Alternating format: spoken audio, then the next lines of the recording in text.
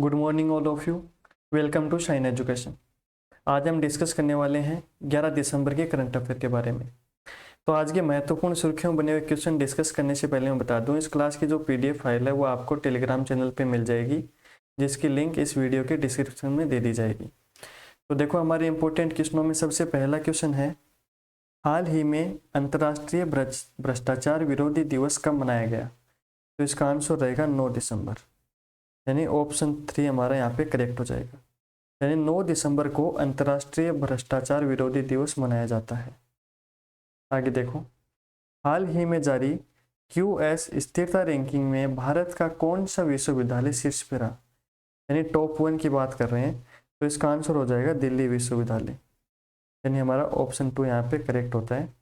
दिल्ली विश्वविद्यालय QS स्थिरता ranking में भारत का नंबर 1 पे रहा है।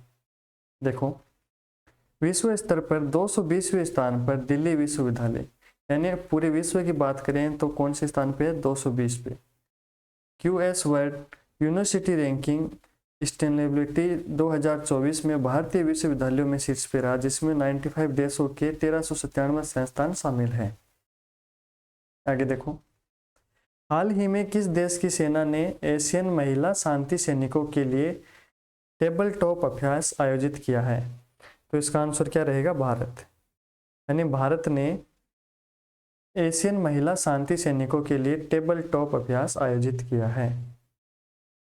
देखो, लैंगिक समावेशिता को प्रोत्साहित देने और शांति अभियानों में महिला सैन्य कर्मियों की क्षमताओं में वृद्धि करने के लिए भारतीय सेना ने एक ऐतिहासिक पहल की है। इसके अंतर्गत भारतीय सेना ने नई दिल्ली के मानेकशॉ सेंटर में 4 से 8 दिसंबर 2023 तक दक्षिणी पूर्वी एशियाई देशों के संगठन यानी आसियान की बात हो रही है कि महिला अधिकारियों के लिए एक टेबल टॉप एक्सरसाइज यानी TTX का आयोजन किया है। आगे देखो, अमेरिका के विदेश मंत्रालय ने अंतर्राष्ट्रीय भ्रष्टाचार विरोधी चैंपियन किसे घोषित किया है? तो इसका आंसर हो जाएगा निखिल डे। यानी हमारा ऑप्शन 3 यहाँ पे करेक्ट होता है। यानी निखिल डे को विदेश मंत्रालय ने अंतर्राष्ट्रीय भ्रष्टाचार विरोधी चैंपियन घोषित किया है। देखो, भारतीय सामाजिक कार्यकर्ता निखिल डे को अमेरिका के विदेश मंत्रालय ने अंतर्राष्ट्रीय भ्रष्टाचार विरोधी चैंपियन करार दिया है। मजदूर किसान शक्ति संगठन के सह संस्थापक के रूप में निखिल डे के प्रयासों से राजस्थान में सरकारी योजनाओं में जवाबदेही और पारदर्शिता बढ़ी है। नेक्स्ट देखो, हाल ही में किस जिला प्रशासन द्वारा सुचित्वा थीरम परियोजना शुरू की गई है? कौन सी परियोजना है? सुचित्वा थीरम परियोजना। तो इसका आंसर हो जाएगा कोझिकोड। यानी हमारा ऑप्शन 3 यहाँ पे करेक्ट रहेगा। देखो, कोझिकोड जिला प्रशासन जिले के तटीय क्षेत्रों को प्लास्टिक और कचरे से मुक्त रखने के लिए एक परियोजना जिसका नाम है सुचित्वा थीरम शुरू कर रहा है। यह परियोजना स्थानीय प्रशासन विभाग के तत्वाधान में मालिन्य मुक्त नवे केरलम कार्यक्रम के तहत कार्यान्वित की जा रही है। नेक्स्ट देखो, हाल ही में किस देश ने इंटरनेशनल स्टूडेंट फंड दोगुना किया है? तो इसका आंसर रहेगा कनाडा।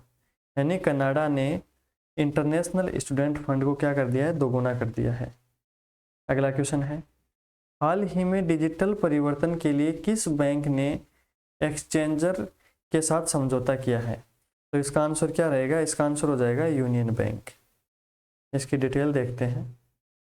डिजिटल उन्नति की दिशा में एक महत्वपूर्ण कदम में यूनियन बैंक ऑफ इंडिया एक वैश्विक पेशेवर सेवा कंपनी एक्सचेंजर के साथ जुड़ गया है।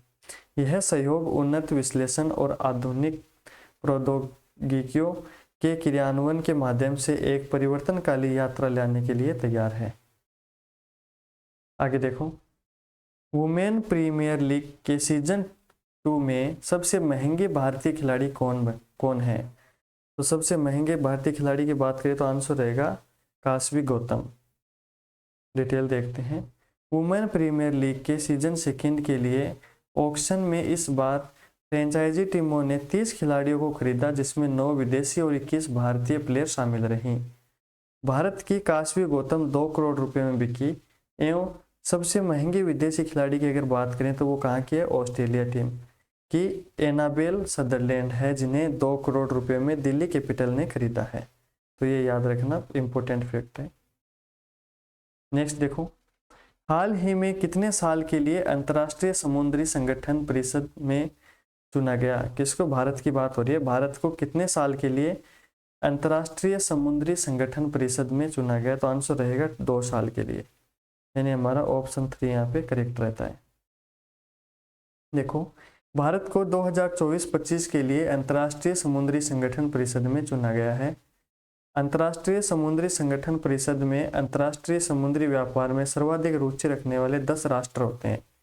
तो इस श्रेणी में भारत के साथ कौन कौन है? Australia, Brazil, Canada, France, Germany, Netherlands, Spain, Sweden और संयुक्त अरब अमीरात भी चुने गए हैं। अब बात करते हैं आईएमओ की। तो आईएमओ की फुल फॉर्म क्या हो जाएगी? इंटरनेशनल मैरीटाइम ऑर्गेनाइजेशन, यानी अंतर्राष्ट्रीय समुद्री संगठन, जिसकी स्थापना कब हुई थी? 17 मार्च 1948 को। कब हुई? 17 मार्च 1948 को। मुख्यालय कहाँ पे है? लंदन और यूके, यूनाइटेड किंगडम। महासचिव की बात करें तो कौन है? कि टेक लिम। आगे देखो, नेक्स्ट है, पहले भारतीय कला, वास्तुकला और डिजाइन द्विवार्षिक महोत्सव का आयोजन कहाँ किया गया है? तो इसका आंसर रहेगा नई दिल्ली में, यानी हमारा ऑप्शन 3 यहाँ पे करेक्ट रहेगा। प्रधानमंत्री नरेंद्र मोदी ने नई दिल्ली के लाल किले में पहले भारतीय कला, वास्तुकला और डिजाइन द्विवार्षिक कला महोत्सव का उद्घाटन किया। प्रधानमंत्री ने आत्मनिर्भर भारत सेंटर फॉर डिजाइन का भी उद्घाटन किया। इस महोत्सव का आयोजन कब हुआ? 9 दिसंबर से 15 दिसंबर। कितने दिन ये आयोजन चला यहाँ पे। नेक्स्ट देखो, 91वीं इंटरपोल महासभा का आयोजन किस देश में किया गया है? तो इसका आंसर रहेगा ऑस्ट्रिया। ऑस्ट्रिया में 91वीं इंटरपोल महासभा का आयोजन किया गया। 91वीं इंटरपोल महासभा का आयोजन ऑस्ट्रेलिया की राजधानी वियना में किया गया। तो याद रखना, ऑस्ट्रेलिया में कहाँ पे? वियना में। 91वीं इंटरपोल महासभा के दौरान वित्तीय अपराध और भ्रष्टाचारों को रोकने, ऑनलाइन बाल यौन शोषण से निपटने हेतु प्रस्ताव पारित किए गए हैं।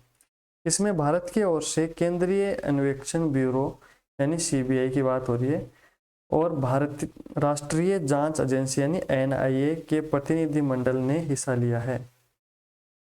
अब बात करते हैं इंटरपोल। तो इंटरपोल यानी इंटरनेशनल क्रिमिनल पुलिस ऑर्गेनाइजेशन, जिसकी स्थापना 1923 में, सदस्य 195 देश। भारत 1956 में इसका सदस्य बना था। मुख्यालय है लियोन, फ्रांस। यह एक अंतर सरकारी संगठन है। ये इंटरपोल के बारे में थोड़ी सी डिस्कस होगी। आगे देखो, WHO की विश्व मलेरिया रिपोर्ट 2023 के अनुसार भारत में वर्ष 2022 में मलेरिया के कितने मामले पाए गए? तो इसका आंसर रहेगा 33,89,000, यानी ऑप्शन 3 हमारे यहाँ पे करेक्ट हो गया। आगे देखो, विश्व मलेरिया रिपोर्ट 2023 में कहा गया है कि 2022 में दक्षिणी पूर्वी एशिया क्षेत्रों में मलेरिया के 66% मामले भारत में थे। विश्व मलेरिया रिपोर्ट में सबसे ज़्यादा मरीज के मामलों में भारत 21वें स्थान पर है। कौन से स्थान पे है? 21वें स्थान पे है।